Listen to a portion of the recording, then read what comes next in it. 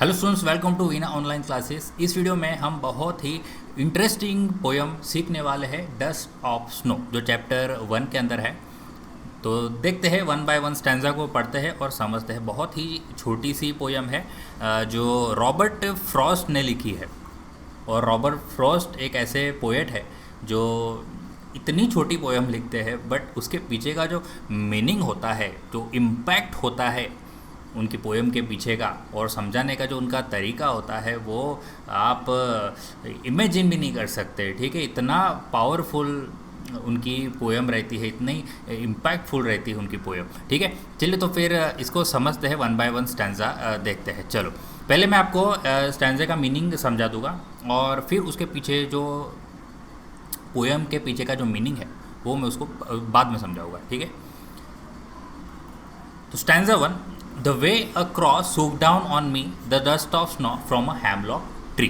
देखिए, तो यहाँ पे एक क्रॉ की बात की हुई है। ऑब्वियसली सभी को पता है क्रॉ का मतलब।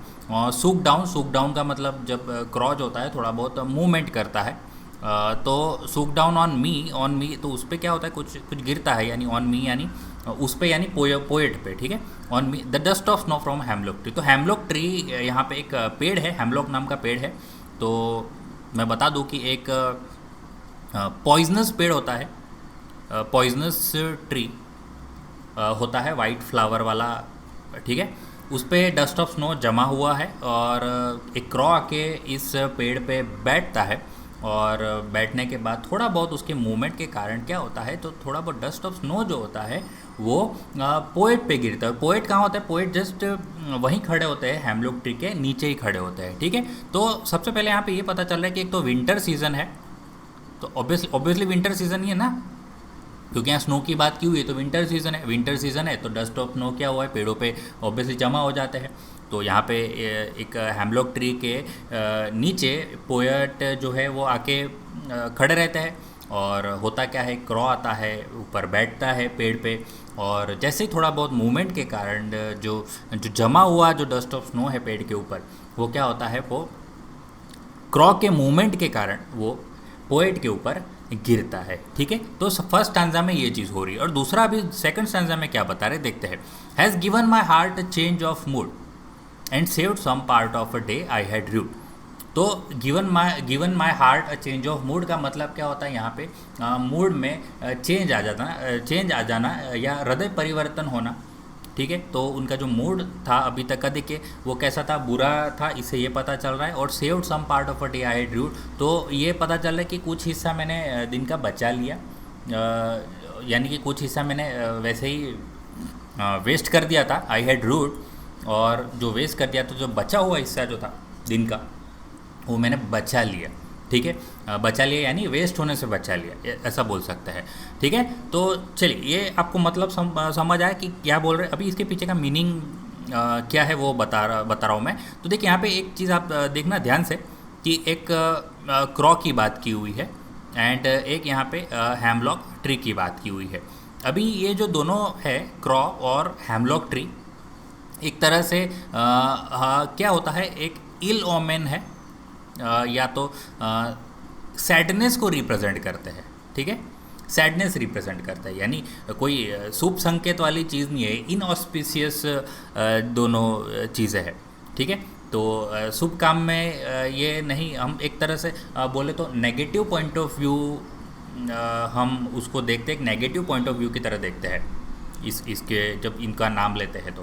क्योंकि देखिए, हैमलॉक ट्री तो एक पॉइजन वाला पेड़ है, तो ऑब्वियसली वो तो नेगेटिव तरीके से ही देखेंगे। और क्रॉ भी एक ऐसा जो बर्ड है जिसको हम जनरली शुभ कामों में यूज़ नहीं किया करते, ऑब्वियसली उसको जो अशुभ मानते हैं। ठीक है, तो ये दोनों चीज़ है। अब होता क्या है, एक तो ये जो घटना हुई ना, एक बहुत ही सिंपल सी ऑर्डिनरी चीज़ हुई है। आप बोलोगे सर ये कुछ क्या हुआ है, कुछ नहीं हुआ, यहाँ पे बहुत ही एक साधारण सा इवेंट हुआ है। जस्ट हैमलॉक ट्री है, डस्ट ऑफ स्नो उस पर जमा हो जाता है क्योंकि विंटर है ऑब्वियसली। एक क्रॉ आता है, थोड़ा बहुत मूवमेंट करता है, डस्ट ऑफ स्नो पोएट पे गिरता है। अब यहाँ पे पोएट क्या समझाना चाहते हैं ये समझ लो कि ये एक सिंपल सी, कभी लाइफ में क्या होता है, लोगों की लाइफ जो होती है वो फुल ऑफ सैडनेस तो है ही। इतना नेगेटिव एनवायरनमेंट है आजू बाजू, हम देखें तो इतनी सारी बैड न्यूज़, नेगेटिव न्यूज़, ठीक है। तो सुबह सुबह ही जब मान लो अब देखते तो ऐसे ऐसी नेगेटिव चीज़ें देखने मिलती है, और आजकल तो आपको भी पता है कि क्या चल रहा है, ठीक है। तो उसी तरह पोएट भी है, वो अपने रेगुलर जो जैसे दिन जाते थे वैसे उनका भी आज का दिन था, कोई ख़ास दिन था नहीं। और उसी तरह सैडनेस से भरा हुआ था उनका दिल, यानी वो भी उदास थे, डिसअपॉइंटमेंट फील कर रहे थे सुबह से, ठीक है। यानी कुछ एक्साइटमेंट था नहीं लाइफ में। बट अभी यहाँ पे एक छोटी सी साधारण सी सिंपल सी घटना हुई, और क्या हो गया, अचानक से उनके मूड में चेंज आ गया। अभी बोलोगे ऐसा कैसे पॉसिबल है, तो देखिए ऐसा होता है कि कभी कभी एक सिंपल सा इवेंट भी क्या होता है, पूरा मूड में बदलाव ला सकता है। ये चीज़ यहाँ पे पोएट बता रहे हैं।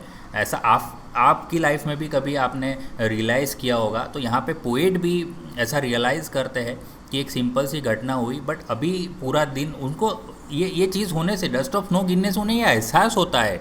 वो अपनी लाइफ पे झांकते हैं, वो देखते हैं कि मैं क्या कर रहा हूँ, मैं कहाँ हूँ, मेरा अभी तक का दिन क्या है। वो अब रियलाइज़ हो रहा है कि मेरा दिन मैंने आज आधा तो वेस्ट कर दिया है, और आज मेरा फीलिंग कैसा रहा है पूरे दिन का। तो वो देखते हैं पूरा उनका दिन वैसा होपलेसनेस से भरा हुआ था, कोई उम्मीद नहीं थी, और अचानक से ये चीज़ हुई। अगर ये नहीं होती, देखिए ये चीज़ है, अगर ये नहीं होता तो पूरा दिन वैसा ही चला जाता। बट ये जैसे ही घटना, छोटी सी सिंपल सी घटना हुई, और वो उन्हें पता चला, उनका सराउंडिंग, आजू बाजू नेचर देखा, उन्हें रियलाइज़ हुआ कि देखिए आधा तो दिन बर्बाद हो गया, अब जो बचा हुआ है उन पे उनका फोकस बढ़ गया। और उन्हें देखा कि अब जो आधा तो मेरा बर्बाद हो गया, तो अब जो आधा है वो बच गया। तो वो गॉड को यहाँ पे थैंक यू बोलते हैं कि ये जो नेगेटिव चीज़ें मेरे सामने आई, अचानक से डस्ट ऑफ नो मेरे पे कुछ गिरा, देन वो अच्छी बात है, ठीक है, कि उसकी वजह से ही मुझे रियलाइज़ होता है कि मैं आगे अब बहुत कुछ कर सकता हूँ। उनमें जो एक उम्मीद की किरण नज़र आती है कि अब आगे जो होगा वो अच्छा होगा, और एक्साइटमेंट, वो एक्साइटमेंट से भर जाते हैं कि अब जो मैं करूँगा कुछ आज अच्छे काम करना है। अब जो है उनका मूड चेंज हो गया है, तो अब वो अपनी लाइफ को एक पॉजिटिव नज़रिए से देखना चाहते हैं और देखते हैं, ठीक है। तो यहाँ पे ये गहरा मीनिंग इस छोटी सी सिंपल सी पोयम के पीछे छुपा हुआ है, ठीक है। तो आई होप, मैं उम्मीद करता हूँ कि आपको ये डस्ट ऑफ स्नो, जो छोटी सी रॉबर्ट फ्रॉस्ट ने प्यारी सी पोयम लिखी है, वो समझ आई है, ठीक है। तो अगेन मैं इस पोयम को दो शब्दों में वापस एक्सप्लेन करना चाहूँगा कि the way a crow shook down on me the dust of snow from a hemlock tree. एक क्रॉ है, वो हेमलॉक ट्री पे जो डस्ट ऑफ स्नो था, वो तो हेमलॉक ट्री पे आके बैठता है, और वो थोड़ा बहुत मूवमेंट के कारण जो डस्ट ऑफ स्नो था वो क्या होता है, वो गिरता है पोएट के ऊपर, जो उसके नीचे ही होते हैं, हेमलॉक ट्री के नीचे ही होते हैं। और उससे क्या होता है, has given my heart a change of mood and saved some part of a day I had dude.